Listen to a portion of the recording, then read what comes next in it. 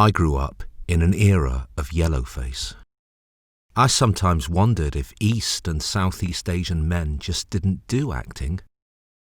If I ever saw East and Southeast Asian women on TV, they played exotic temptresses, sexual trophies for the white male hero, or dragon ladies and stern matriarchs.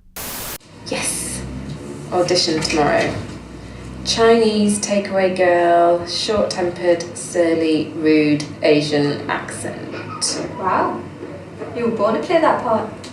If you saw an East or Southeast Asian male, we were there to be an object of fear and loathing, or an object of ridicule with exaggerated performance and physicality. We were the opposite of normalised. Hi, sorry. Yes, can I help you? I was just wondering what you thought of my performance. Oh, yeah, well, very good. Well done. I think you're going to have a wonderful career on Chef. When they remake Charlie Chan, you'll be well in. I sometimes think that when we're asked to do Chinese accents or Japanese accents, they want us to imitate white actors doing yellowface. I am Chinese actor. I went to drama school. I will now ask my eager volunteer kindly to step into the cabinet of death, where I did Shakespeare and John Ford and George Bernard Shaw and Ibsen and Strindberg and Tennessee Williams. When I left, I did all right at first. I think it said Oriental male actor, and I applied for it and was given the audition address and to meet the director, Greg Way. And I'd seen him Butterfly, which again was an incredible experience. So I'd say meeting him at that point, that play, it kind of changed my life in a lot of ways. Then I went to the Royal Shakespeare Company. Casting these locals as Miranda and Ariel in The Tempest, but the bard is hardly part of their heritage, is it? Oh, I think they're ever so good. Personally. I thought then I could be considered for stuff on TV. I thought I could play heroes and villains and clowns and adventurers and wild-eyed dreamers and dull bureaucrats and romantic lovers and boring husbands and people who worked in offices and people who flew spaceships and people who saved the world and people who destroyed the world and cops and robbers and bullies and victims and happy and sad and everything in between with some sort of beginning, middle and end. Where's the comedy? And she said, well, it's a Chinese family running a takeaway. And I knew immediately what she meant. You know what I'm talking about, Jasper? I mean, we're talking about racist granny. Yes. But also about egg foo young, number 20, all the kind of stereotypic tropes of a family running a Chinese takeaway, which are inherently funny if it was racist.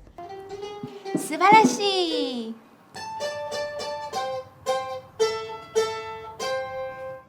I felt, wow, I'm on the cusp, and then it's just sunk, and you're basically back to Mr. Chan in the instant noodles commercial, and it's just been a lot like that, basically.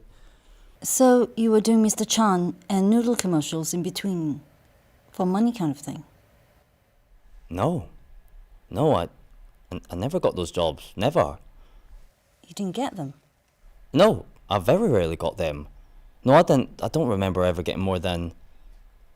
I think they weeded me out quite quickly because I was half Chinese and you could really feel that. Literally, I'd walk into the room and you could feel them going, oh, and not being kind of their idea of what a Chinese person should be.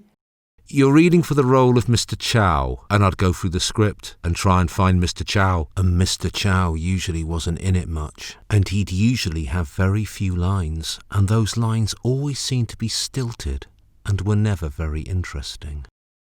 Stay away from my sister. I am lost.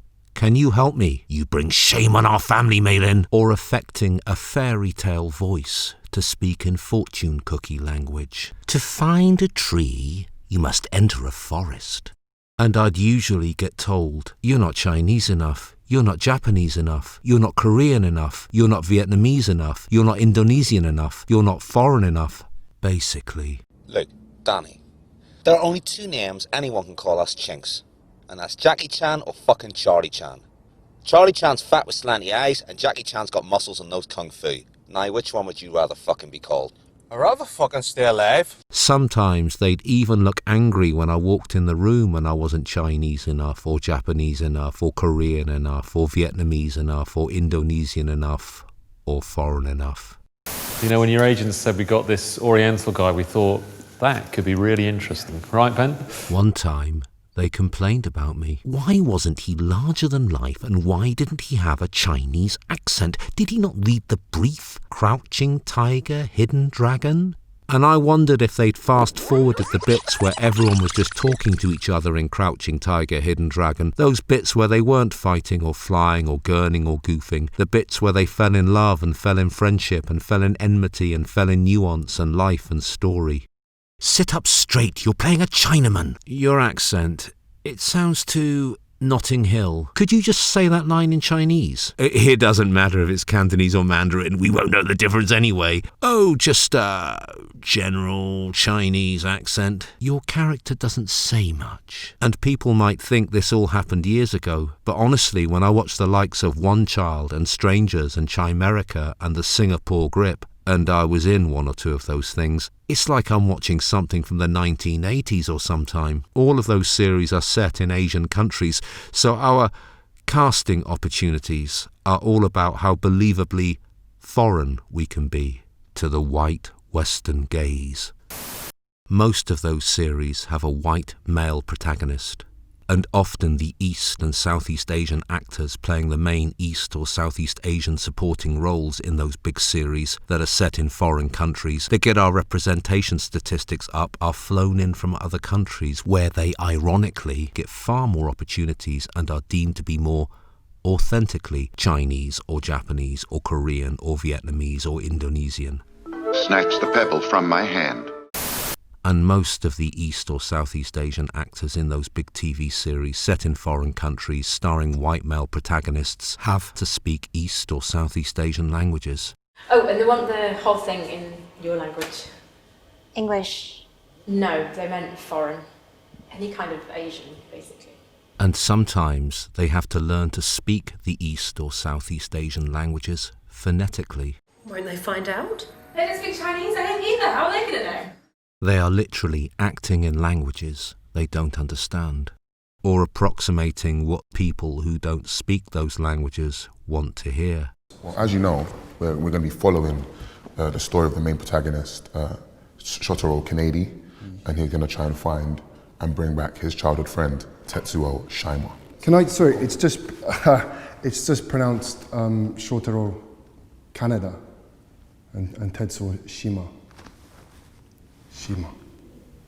On one of those series, I heard they were pulling background artists out of the scene because they were deemed to look too mixed race. One commissioning executive told me it had to be that way because drama is not a documentary.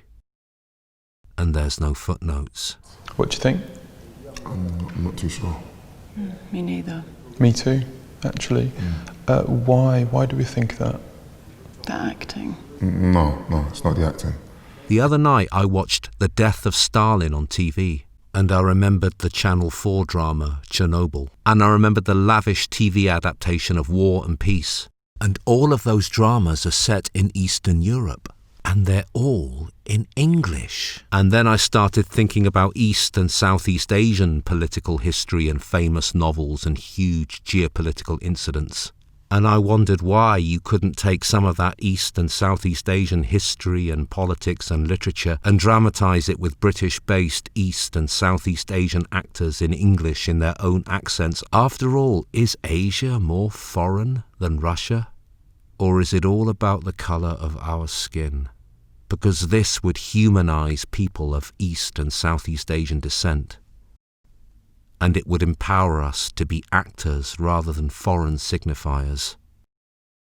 But then I wonder if the industry would ever accept that number of East and Southeast Asian actors from that many diverse backgrounds who had worked in the theatre and could act and portray actual three-dimensional characters rather than represent an otherness in accents we don't have or have to exaggerate in languages we don't speak.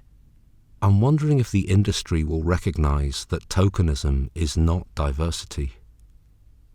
I'm still wondering. My name's Daniel York Loh. Thank you for your time. Hold me tight, don't ever kill my